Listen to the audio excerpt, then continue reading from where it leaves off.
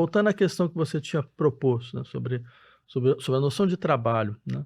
Talvez a gente esteja no momento de se perguntar efetivamente até que ponto, Sim, estamos dispostos a defender a nossa sociedade como uma sociedade do trabalho, sim, né. sim, E sim. até que ponto não seria o caso de começar a discutir realmente o que significa esta noção de sujeição da atividade à forma do trabalho, quais são as consequências que ela está nos trazendo.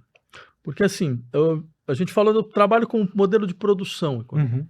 mas o trabalho também é uma disciplina social, né. O trabalho é uma forma de você organizar o tempo, formas de você organizar a sua identidade, formas de definir, afinal de contas, quem você é, um dado tão profundo que em várias línguas, o sobrenome das pessoas era dado pelo trabalho, né, Schneider, sei lá, Qualquer contrato Bauer, que eu vou assinar, eu tenho que colocar ali do lado o que eu então, sou na hora de me exatamente. Então tem apresentar. toda uma questão profunda, como o trabalho produz identidade, porque é o elemento constituinte daquilo que a gente poderia chamar de reconhecimento social, Uhum, né. uhum. Ele é uma dimensão fundamental dessas operações de reconhecimento, né.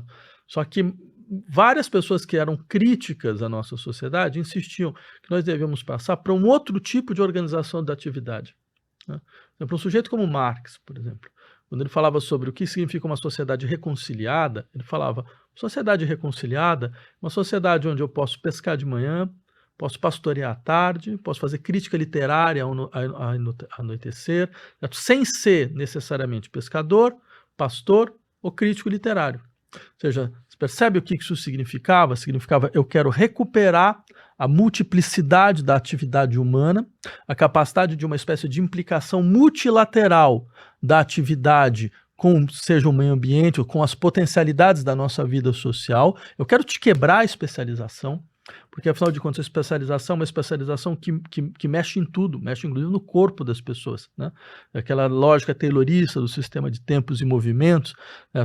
Quer dizer, como que isso de uma certa maneira implica uma disciplina que é nossa disciplina da sua maneira de desejar, porque o trabalho implica você estabelecer hierarquias, você saber adiar certas coisas, você reorganizar tudo a partir de uma vontade mais forte, né?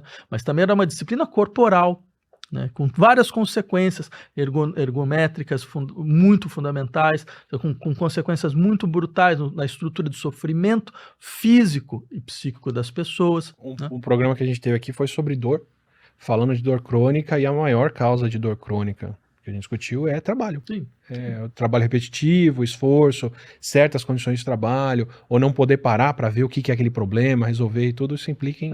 Ou o trabalho sem sentido, que esse é o pior, porque é o que a boa parte das pessoas fazem, sabe, aquela atividade que você sabe que você vai ter que fazer 5 vezes, que não tem nenhuma razão de você estar fazendo 5 vezes, mas você tenta explicar que não tem que fazer 5 vezes, mas ninguém quer te ouvir, mas você tem que, quer dizer, tudo isso você sabe o impacto que isso tem no sofrimento psíquico das pessoas, porque elas se sentem literalmente dentro de um tempo vazio, Sim. né. Se você atribui todo o valor do que a pessoa é ou faz, ou significa a atividade dela, e você põe ela para fazer uma atividade sem sentido, eu não conheço uma definição melhor de inferno. É o que a maioria dos trabalhos são, efetivamente. Esse aqui é o mandado mais brutal da nossa sociedade, porque são trabalhos que eles são feitos, qualquer um pode fazer, e é importante que seja assim, que você sinta que qualquer um pode fazer, ou seja, que você sinta que afinal de contas você não está lá porque você tem uma habilidade específica, não, que você pode ser intercambiável a qualquer momento, né.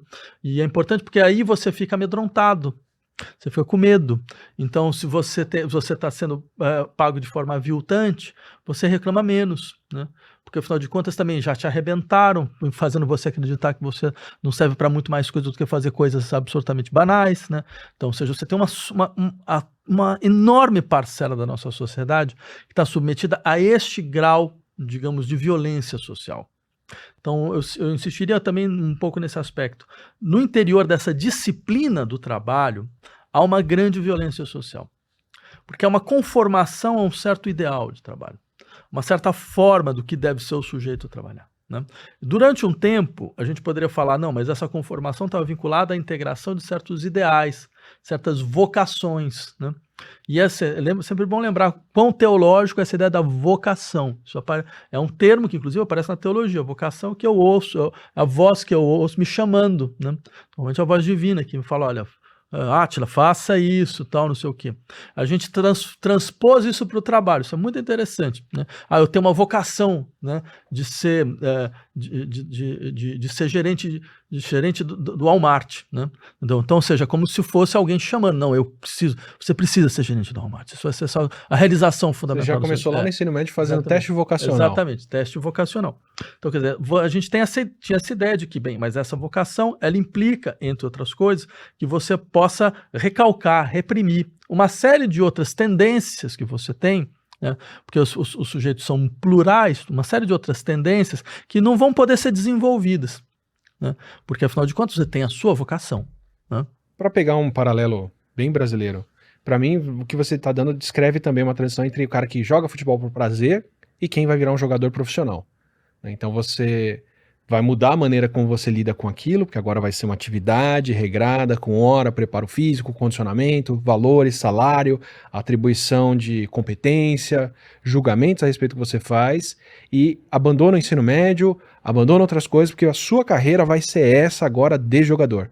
Para mim, marca bem essa transição entre algo que todo mundo pode fazer, jogar no fim de semana, e uma coisa que vai te definir como pessoa e vai ter que ser performada assim. Não, é verdade. E acrescenta ainda isso o fato de que, e se você fizer essa escolha de ser profissional jogando futebol, só vai fazer sentido se o investimento que eu estou fazendo em você duplicar. Ah, claro. Entendeu? Claro. Se eu estou investindo X em você.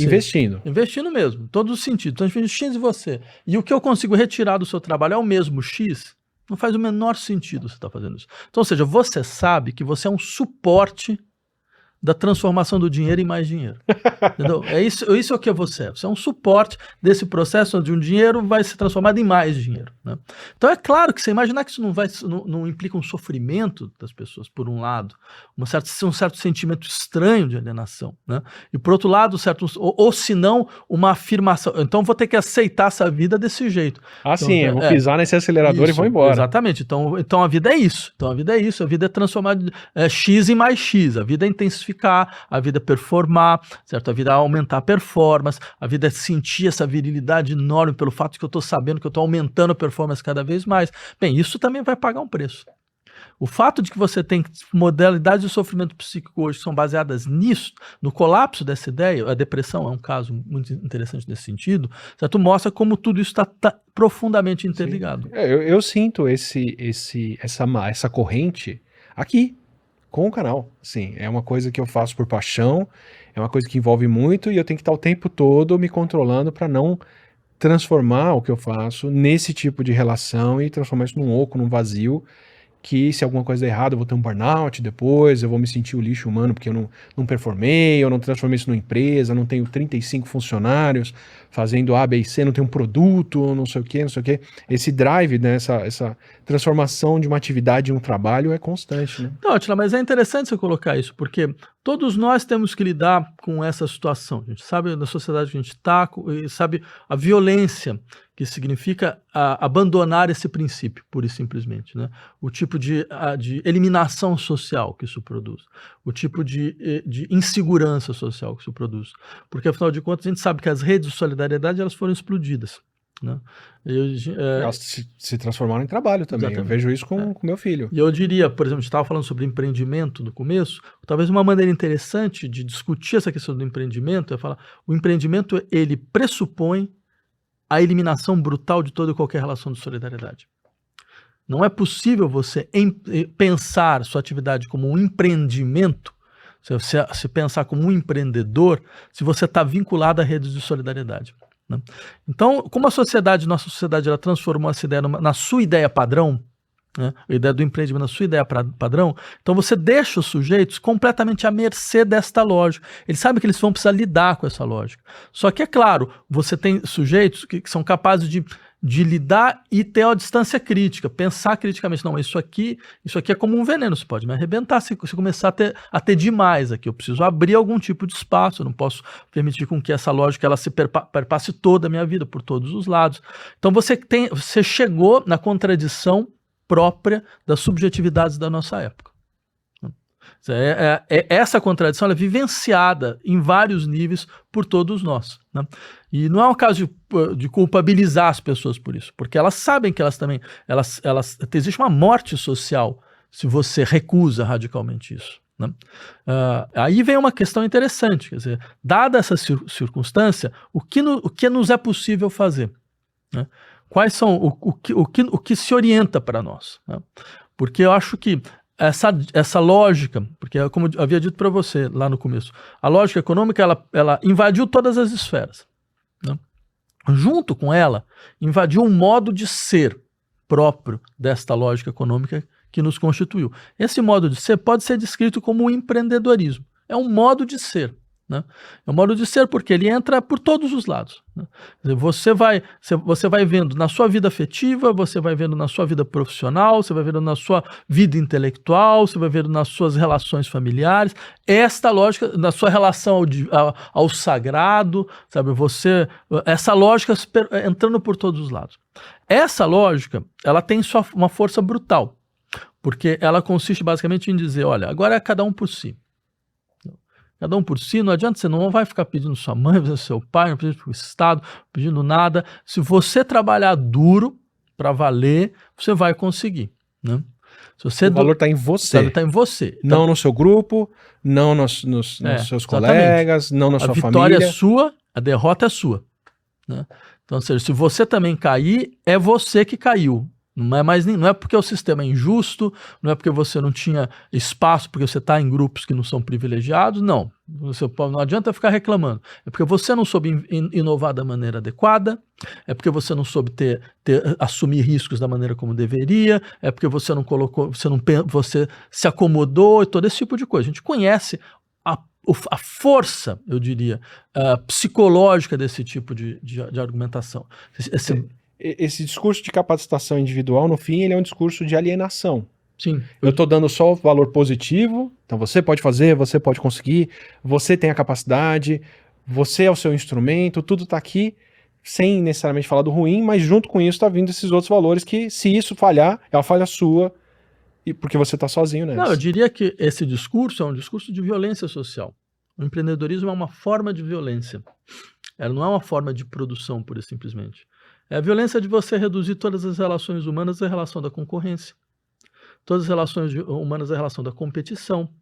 Certo? A violência de você ter a consciência tácita de que as articulações que você cria, certo? As associações que você cria são associações baseadas em estratégia e interesse, né? Como uma empresa. Pensa o que é uma empresa.